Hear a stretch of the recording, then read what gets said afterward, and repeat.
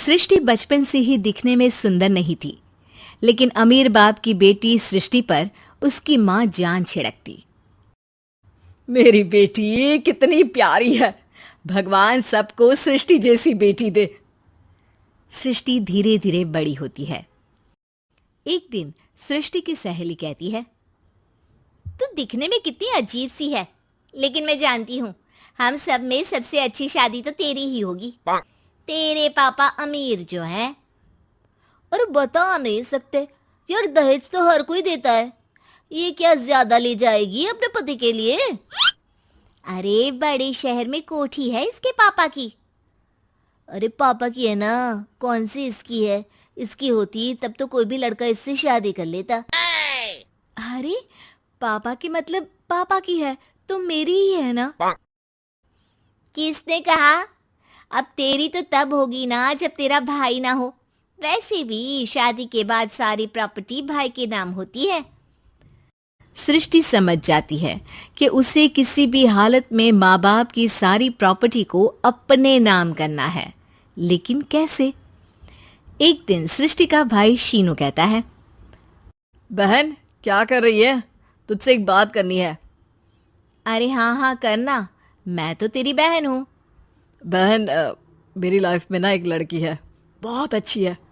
मैं सोच रहा हूँ माँ और पापा से बात करूँ शादी के लिए। सृष्टि को समझ में आ जाता है कि भाई की शादी होते ही भाभी उसे एक दिन भी घर में बर्दाश्त नहीं करेगी। क्या बात है भाई, बताना कौन है वो? यार वो बहुत अच्छी लड़की है, पढ़ी लिखी है, मेरे साथ जॉब भी करती है। बस एक प्रॉब्लम है। प्रॉब्लम? क्या प्रॉब्लम है भाई? यार वो शादीशुदा है, लेकिन उसके पति ने उसे सिर्फ इसलिए छोड़ दिया क्योंकि उसके माँ बाप दहेज नहीं दे पाए। सृष्टि ये सुनकर न जाने क्यों खुश हो जाती है। अरे भाई तो क्या हुआ, लड़की तुझे तो पसंद है ना? शीनू को लगता है कि बहन उसे समझ रही है। वो इस बात से अनजान होता है कि उसकी बहन की मंशा पूरा घर हड़पने की है। सृष्टि अपनी माँ से कहती है, मम्मी मुझे तो बहुत चिंता है। पता है शीनू क्या कर रहा है? अरे क्या कर रहा है? वो तो काम पर जाता है और वापस घर आता है। नहीं ना माँ, वो यही तो नहीं कर रहा, बाकी सब कर रहा है। आपको पता है उससे प्यार है, और वो भी एक शादीशुदा लड़की से। ये क्या हो गया? मैं सोसाइटी में क्या मुंह दिखाऊंगी? अरे तेरे पापा तो यही कहेंगे कि मैंने ही उसे बिगाड़ दिया है। माँ देखो, मेरी बात मानो, पापा पर भी विश्वास करने की जरूरत नहीं है। अब आप ही बताओ, पापा इतनी देर घर के बाहर रहते हैं क्यों? बोलो। अरे बेटा वो तो नौकरी करते हैं ना। तू बहुत भोली है माँ। पापा का ऑफिस तो 7 बजे खत्म हो जाता है, लेकिन देखो कितनी देर से आते हैं। अरे नहीं नहीं बेटा, ऐसी कोई बात नहीं है। सृष्टि माँ को एक औरत से बात करते पिता की फोटो दिखाती है। देखो माँ, कैसे हैं पापा? मैं ना कहती थी कि पापा सही नहीं है। मैं तेरे पापा से बात करूंगी, दे फोटो मुझे। ओ माँ, वो तो डिलीट हो गई। लेकिन चल, तूने तो देख लिया ना। पापा से बाद में बात कर लेना, और हाँ, मेरा नाम बिल्कुल मत लेना। हाँ माँ। अब क्या था, सृष्टि के माँ और पिता के बीच झगड़ा होना शुरू हो जाता है। सृष्टि के मन में क्या चल रहा था कोई नहीं जानता था। एक दिन, माँ सृष्टि के लिए एक लड़का देखा है, वो लोग शाम को उसे देखने आने वाले हैं।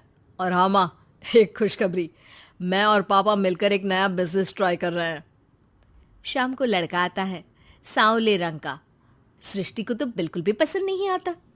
लड़की की माँ कहती है, लड़की का चेहरा तो कोई खास नहीं, लेकिन अगर मेरे बेटे को आप लोग सेटल कर दें तो मैं उसकी शादी आपकी बेटी से करवा दूं। सृष्टि को लड़का बिल्कुल पसंद नहीं था। उसे भाई पर गुस्सा आ जाता है। लड़के वालों के जाने के बाद कहती है, माँ देखा, शीनू मेरे लिए कैसा लड़का लेकर आया, न दिखाने लायक न सुनने लायक, सेटल भी नहीं, वो भी हम करे। अरे माँ, मैं जानती हूँ ये मेरी शादी किसी भी घर में क्यों करवाना चाहता है। अरे कैसी बात कर रही है बहन? तूने तो देखा ना, लड़के को मैंने ही मना कर दिया तुझसे शादी के लिए। जिसने लड़का बताया था उसने उसकी बहुत तारीफ की थी। बात आई गई हो जाती है, लेकिन सृष्टि का मन शांत नहीं होता। क्या करूं, कुछ समझ में नहीं आ रहा। मेरी शादी हो गई तो ये लोग पूरी प्रॉपर्टी शीनू के नाम कर देंगे, मेरे हाथ तो कुछ लगेगा ही नहीं। तभी सृष्टि को आइडिया आता है। वो किसी वकील को फोन करती है।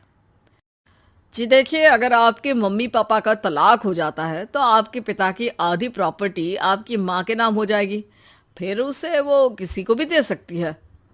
सृष्टि अब माँ को बेटे के खिलाफ भरती है। माँ, शीनू पर नजर रखा करो, वो जिस लड़की के प्यार में है ना वो शादीशुदा है। यहाँ आएगी, सारा पैसा रुपया जमीन जायदाद सब हड़प लेगी। पापा का भी हाल तुमसे छुपा नहीं है। ऐसा ना हो कि मैं और आप एक दिन सड़क पर भीख मांगे। हे भगवान, मैं तो जीते जी मर जाऊंगी अगर ऐसा हो गया तो। ऐसा हो गया नहीं माँ, ऐसा ही होगा। अभी समय है, आगे का सोच लो। मैं तो कहती हूँ पापा से आधी प्रॉपर्टी लेकर अलग हो जाओ। पापा की आधी प्रॉपर्टी भी हम लोगों को अगर मिल जाती है ना तो अगले 7 जन्म सफल समझो। बेचारी माँ बेटी के कहने पर पति से तलाक लेकर अलग हो जाती है। सृष्टि अब पैसों से गाड़ी और अपने दूसरे महंगे शौक पूरे करने लगी। उसके दोस्त भी उसके पैसे इस्तेमाल करते। सृष्टि, कल तुम कहाँ थी? मैं सारा दिन घर पर अकेली थी। तो मैं क्या करूं? मैंने ठेका तो नहीं लिया है ना तुम्हें संभालने का। माँ को सृष्टि से ये उम्मीद नहीं थी। वो बैठकर रोने लगती है। वहीं उसका पति यानी कि सृष्टि के पिता आ जाते हैं। मैं जानता था कि तुम्हारा यही हाल होगा, तो आपने मुझे रोका क्यों नहीं? मैं रोकता तो तुम रुकती क्या? सृष्टि के कहने पर तुमने मुझ पर अपने बेटे पर शक किया, लेकिन तुम ये भूल गई कि कैसे हम दोनों ने मिलकर जीवन में इतना सब खड़ा किया। माँ पति के गले लग जाती है। मुझे माफ कर दीजिए, मैंने आपकी कमाई का एक बड़ा हिस्सा गवा दिया। कोई बात नहीं, तुम साथ हो तो मैं ऐसी 7 प्रॉपर्टी खड़ी कर दूंगा। तभी वहां सृष्टि आ जाती है रोते हुए।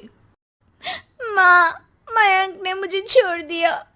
वो बोल रहा था जब तक मेरे पास पैसे थे तब तक ही वो मेरे साथ था। पापा, माँ, मुझे माफ कर दीजिए।